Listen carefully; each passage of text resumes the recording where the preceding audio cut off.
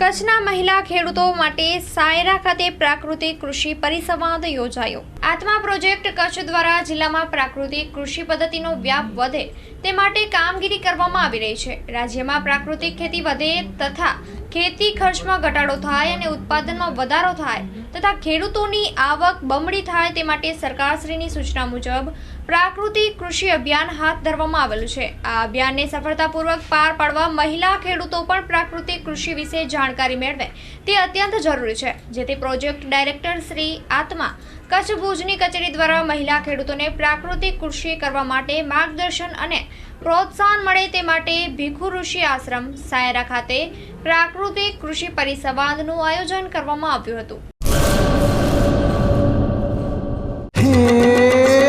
સોનાનો સૂરજ ઉગ્યો રે ખેતરમાં, સાગર લક્ષ્મી બાજરી બિયારણ, હા લાંબા ડુંડામાં દાણા ભરપૂર, ખેડૂતને આપે ઉપજ ભરપૂર, સાગર લક્ષ્મી બાજરી બિયારણ।